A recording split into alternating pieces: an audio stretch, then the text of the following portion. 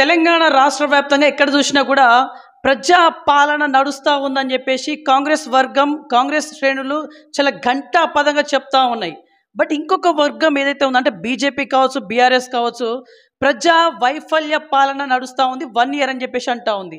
So వీటిపైన ఒక latest information తెలుసుకుందాం. మనతోనే Congress party senior most leader Bommanapalli Ashok Reddy గారు మనతోనే ఉన్నారు. సో వీరికి అంటే రిజర్వేషన్ కారణంగా ప్రజాప్రతినిధిగా ఎన్నుక కాలేకపోయినటువంటి ఒక వ్యక్తిగా వీరు నిలిచిపోయారు. బట్ ఈసారి రిజర్వేషన్ కనుక అనుకూలిస్తే ఏం చేయబోతున్నారు? సో ఇట్లాంటి లేటెస్ట్ ఇన్ఫర్మేషన్ తెలుసుకుందాం. నమస్తే, బాగున్నారా? బీవీఆర్ టీవీకి నమస్కారాలు.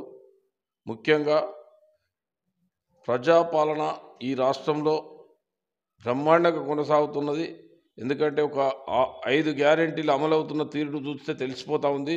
ఇటు రైతుల పక్షాన గత ప్రభుత్వం నీళ్లు, నిధులు, నియామకాలు అని చెప్పి ప్రజలను మోసపుచ్చి మభ్యపెట్టి రైతులకు సంఖ్యలు వేసిన చరిత్ర గత ప్రభుత్వాలదైతే, ఈ ప్రభుత్వం రైతులను ఆదుకోవడానికి 2 లక్షల రుణమాఫీ చేస్తూ, అదేవిధంగా మరి రైతు భరోసా కానీ చెట్లకు గుట్టలకు ఇవ్వకుండా, ఒక రియల్ ఎస్టేట్ వ్యాపారులకు ఇవ్వకుండా ఒక ప్రత్యేకమైన శ్రద్ధ పెట్టి ఎవరైతే పంట సాగు చేస్తారో వాళ్ళకే ఇచ్చే ఆలోచనతో ఒక ముందుకు పోతా ఉన్న ప్రభుత్వం ఇది. అలాగే మహిళలకు ఈరోజు తీసుకుంటే 10 లక్షల వరకు వడ్డీ లేని రుణాలు ఇవ్వడం తీసుకోండి. తర్వాత మహిళలకు ఉచిత బస్సు ప్రయాణం తీసుకోండి, గ్యాస్ కనెక్షన్ 500 తీసుకోండి. అలాగే 200 రూపు యూనిట్లకు కరెంటు కాల్చుకున్నట్లయితే ఫ్రీగా అది కూడా తీసుకోండి. ఏ పథకం తీసుకున్నా మహిళలు అనేక బ్రహ్మరథం పడుతూ ఉన్నారు ఈ ప్రభుత్వానికి. ఇది ఒక ప్రజాప్రభుత్వం అనడానికి ఇంతకన్నా నిదర్శనం ఏముంటుందని చెప్పి ఈ సందర్భంగా తెలియజేస్తా ఉన్నాం. ఓకే, కాకపోతే 1 year పాలనలో కాంగ్రెస్ పాలన హిట్టా ఫట్టా అంటే ఫట్ అనేది హరీష్ రావు గారు చెప్తా ఉన్నారు. మరి ఏం చెప్తారు? హరీష్ రావు అనేటనే ఇంకా నేను ప్రభుత్వంలోనే ఉన్న భ్రమ తొలగిపోలేదు వాళ్ళకు. వాళ్ళ దిగజారుడు తరానికి ఇది నిదర్శనం. ఎందుకంటే వాళ్ళని కలవాలంటే ఎవరు కలవలేకపోయారు. వాళ్ళు ఫామ్ హౌజ్లు, వాళ్ళ కేసీఆర్ కొడుకో ఫామ్ హౌజు, కేసీఆర్ బిడ్డకో ఫామ్ హౌజు, అల్లునికో ఫామ్ హౌజు, సడ్డకుని కొడుకో ఫామ్ హౌజు, ప్రజల సొమ్మును దోచుకొని ప్రజలను కలవడానికి వస్తే కూడా కలవకుండా ముఖం చాటేసిన వాళ్ళు ఇవాళ ఈ ప్రభుత్వం నుంచి విమర్శించే నైతిక హక్కు హరీష్ రావుకు ఏమాత్రం లేదు. ఓకే సార్, ఇప్పుడు మీ గురించి మాట్లాడదాం. గత 30 సంవత్సరాలుగా మీరు ఒక ప్రజాప్రతినిధిగా కాకుండా వెనకాల ఉన్నటువంటి పరిస్థితి, అంటే ఒక లీడర్గానే ఉన్నారు. మీరు ప్రజాప్రతినిధిగా ఇంకా కానటువంటి పరిస్థితి ఏంటి? కారణాలు ఏంటి? ప్రజాప్రతినిధిగా అంటే ఇదొక మనది ఒక ప్రజాస్వామ్యమైన దేశం. ప్రజాస్వామ్యంలో రిజర్వేషన్లు అనేటి ఒక అంశం. ఆ రిజర్వేషన్లలో మనకు కలిసి రాకపోవడం. మా పార్టీ ఏంటంటే భారతదేశానికి స్వతంత్రం తెచ్చిన పార్టీది. ఈ స్వతంత్రం తెచ్చిన పార్టీలో నేను ఒక 3 సార్లు పిసిసి సభ్యునిగా ఉండడం, నేను ప్రజలలో ప్రతినిత్యం ఉంటూ ప్రజాప్రతినిధి ఉన్నా లేకున్నా మంత్రుల దృష్టికి ప్రజాసమస్యలు తీసుకుపోవడం కానీ, గవర్నమెంట్ దృష్టికి తీసుకుపోవడంలో మరి అనేక కార్యక్రమాలు తీసుకొని ప్రజలకు నిత్యం చేరువలో ఉండి అనేక కార్యక్రమాలు తీసుకొని ప్రజా సమస్యలను పరిష్కరించడంలో ముందుండి పనిచేస్తూ ఉన్నాం. ప్రజాప్రతినిధి ఉంటేనే పనిచేయాలనేది లేదు. ప్రజాప్రతినిధి ఉన్నా లేకున్నా తాగునీరు కానీ, సాగునీరు కానీ, డ్రైనేజ్ సమస్యలు కానీ అనేక కార్యక్రమాలు, చెరువులు అయితేంది, కుంటలు అయితేంది, రిపేర్లు అయితేంది, ప్రతి ఒక్క అంశం మంత్రి గారి దృష్టి తీసుకుపోయి అవి సజావుగా సాగే విధంగా ముందుండి మంత్రి గారి ఆదేశాల మేరకు ప్రతి ఒక్క కార్యక్రమం ముందుకు పోయే దిశగా తీసుకొని అనేక కార్యక్రమాలు తీసుకొని రోజు ప్రజలలో ఉంటాం. మాకు అవకాశం వచ్చేది ఉంటే పోటీ చేస్తాం, అవకాశం లేనప్పుడు పార్టీ ప్రతినిధిగా కొనసాగుతూ ప్రజా సమస్యలను పరిష్కరించబడే దిశగా ముందుకు అడిగేస్తామని చెప్పి సందర్భంగా తెలియజేస్తాం. ఓకే, మీరు సంతృప్తికరంగా ఉన్నారా? అంటే మీకు నామినేట్ పోస్ట్ అనేది రాలేదు, మీరు చాలాసార్లు ఎక్స్పెక్ట్ చేసేళ్ళు అడిగిళ్ళు అయినా కూడా మిమ్మల్ని వరించలేకపోతాను నామినేట్ పోస్ట్. సో మీరు హ్యాపీయర్ ఆర్ అన్హ్యాపీ? మాకు అధిష్టానం, మా మంత్రి గారు కానీ, మా పిసిసి అధ్యక్షులు కానీ, మా జిల్లా కాంగ్రెస్ అధ్యక్షులు కానీ, సహచర మా రాష్ట్రంలో ఉన్న మంత్రులందరికీ తెలుసు. ఎవరిని గౌరవ మంత్రివర్యులు పొన్నం ప్రభాకర్ గారు కానీ, శ్రీధర్ బాబు గారు కానీ, సీతక్క కానీ, ఇక్కడ సురేఖ కానీ, అక్కడ ఉత్తమ్ కుమార్ రెడ్డి, మా జిల్లా ఇన్ఛార్జ్ మంత్రి అయినట్టు ఉత్తమ్ కుమార్ రెడ్డి గారి, వీళ్ళందరికీ ఎవరు పనిచేసిన వాళ్ళనో వాళ్ళని అకామిడేట్ చేయడానికి గౌరవ ప్రభుత్వ సలహాదారు వేం నరేందర్ రెడ్డి గారి ఆధ్వర్యంలో మరి అనేక కార్యక్రమాలు తీసుకొని కార్యకర్తలకు కష్టపడ్డ కార్యకర్తలను గుర్తించాలనే ఉద్దేశంతో ముందు పోతా ఉన్నారు. మొన్న ఫస్ట్ లిస్ట్ రాలేదు, ఇప్పుడు సెకండ్ లిస్ట్లో కూడా మీకు తప్పకుండా ప్రయత్నం చేస్తామన్నారు. మాకు ఆ నమ్మకం ఉన్నది. అయినా నేను మాత్రం కాంగ్రెస్ పార్టీ అధికారంలోకి వచ్చింది కాబట్టి సంతోషంగా ఉన్నాం. ఎందుకంటే ప్రభుత్వంలో ఉన్నాం, పదవులు ఉన్నా లేకున్నా పనిచేయడానికి సిద్ధంగా ఉన్నాం.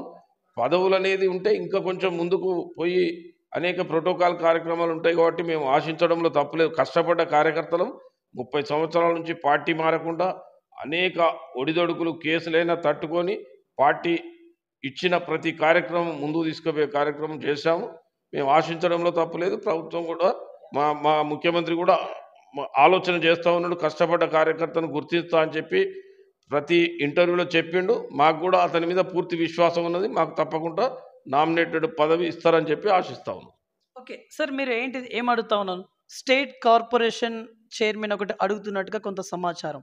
ఎస్, నిజమా? నిజమే. ఎనీ కార్పొరేషన్ చైర్మన్ ఏది ఇచ్చినా దానికి న్యాయం చేసే దిశగా మా ప్రయత్నం ఉంటుంది. ఇన్ కేస్ మీకు కనుక వరించకపోతే ఏంటిది? వరించకపోయినా పార్టీ పదవి ఉంటుంది. ఇంకా రేపు పార్టీలో క్రియాశీలకంగా పదవులు ఉంటాయి. అవి తీసుకొని రేపు ఇంకా రాబోయే రోజులలో అంటే ఇంకా ఇవి మాకు 2 ఏళ్లకు ఎప్పుడు తప్పకుండా వరిస్తుంది, 100% వరిస్తుందనే చూస్తూ ఉన్నాం. వరించినా వరించకున్నా కాంగ్రెస్ పార్టీ అనేది మేము ఎప్పుడు దాన్ని వదిలిపెట్టేది. ఎందుకంటే ఒక భారతదేశానికి స్వతంత్రం తెచ్చిన పార్టీ, ఈ పార్టీకి మాకేం చేసింది అనేది కాదు, ఈ పార్టీకి మేమేం చేయాలనే ఉద్దేశంతో. ఎందుకంటే ఈ పార్టీ ఒక స్వతంత్రం తెచ్చిన పార్టీ కాబట్టి మా ఫాదరు ఫ్రీడమ్ ఫైటరు. మేము ఈ కాంగ్రెస్ పార్టీ ఎన్నడూ కూడా విడనాడలేదు. ఇది ఒక స్వతంత్రం తెచ్చిన పార్టీకి ఒక గొప్ప చరిత్ర ఉన్న పార్టీ, ఒక 140 సంవత్సరాల చరిత్ర గల పార్టీకి మేము రుణపడి ఉన్నామని చెప్పి సందర్భంగా తెలియజేస్తాం. ఓకే సార్, బీసీ కులగణనాన్ని మీరు ఎట్లా చూస్తూ ఉన్నారు? ఎందుకంటే మీరు రెడ్డి సామాజిక వర్గానికి చెందినటువంటి ఒక వ్యక్తి.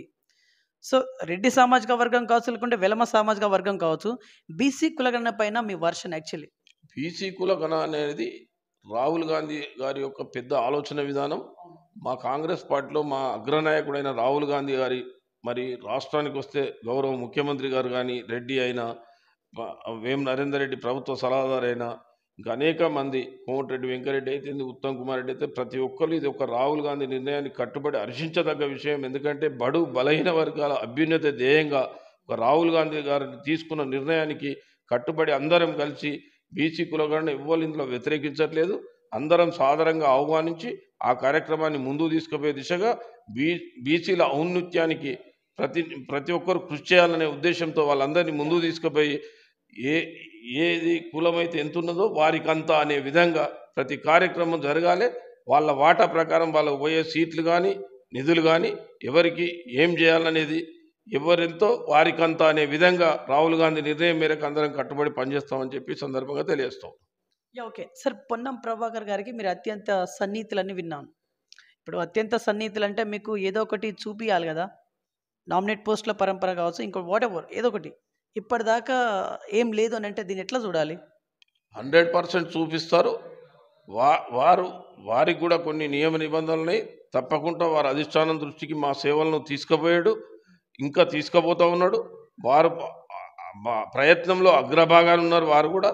ఎందుకంటే కష్టపడ్డ కార్యకర్తను తనతో పాటు తను తీసుకున్న నిర్ణయానికి కట్టుబడి ప్రతి కార్యక్రమం ఆయన గెలుపు దిశగానే కాకుండా ఆయన ఏ పాదయాత్ర చేసినా దాంట్లో కూడా మేము ముందుండి పనిచేసినాం. తప్పకుండా కష్టపడ్డ కార్యకర్తలను నియోజకవర్గ లెవెల్లో గుర్తించాడు. ఇప్పుడు రాష్ట్ర లెవెల్లో కూడా మా ప్రతిపాదనలు పంపాడు. తప్పకుండా మాకు పూర్తి విశ్వాసం ఉన్నది అతని మీద.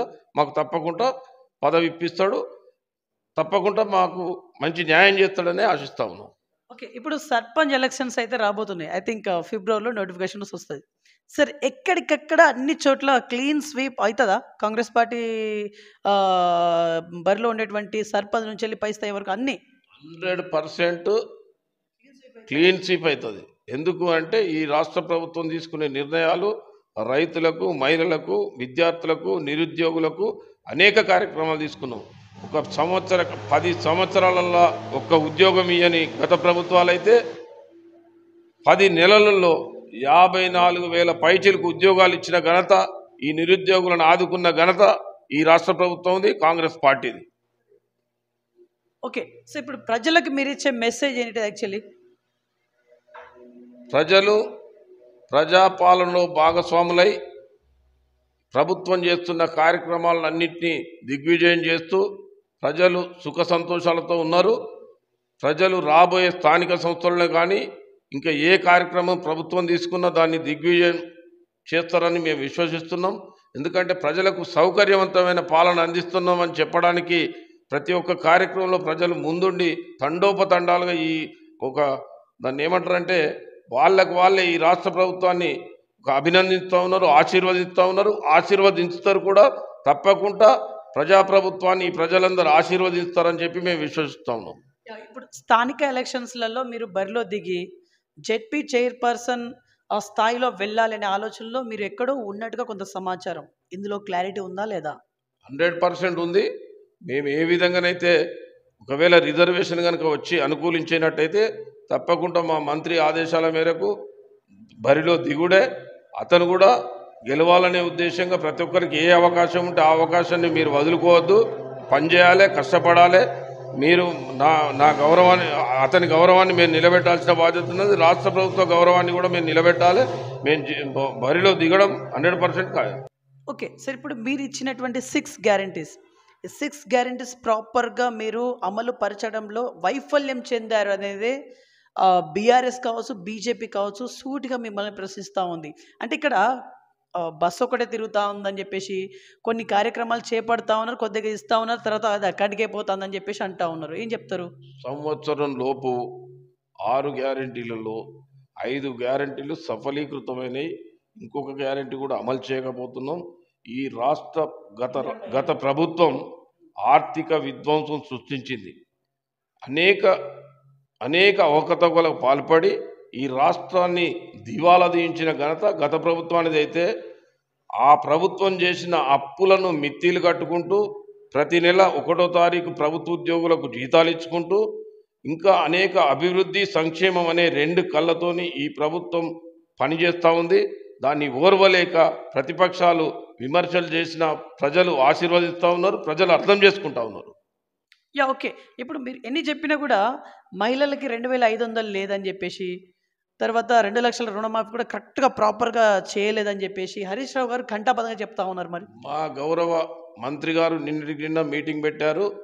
ఏ ఊళ్ళోనైతే గౌరవ మంత్రివర్యులు పొన్నం ప్రభాకర్ గారు మీటింగ్ పెట్టి మా అందరితో చెప్పారు, మీ ఊళ్ళలో కాదు ఎక్కడ కానీ స్థానికంగా ఏ శాసనసభ్యుడు ఉన్నా, ఏ మంత్రి ఉన్నా వాళ్ళకు మీరు తీసుకొచ్చి ఇవ్వండి.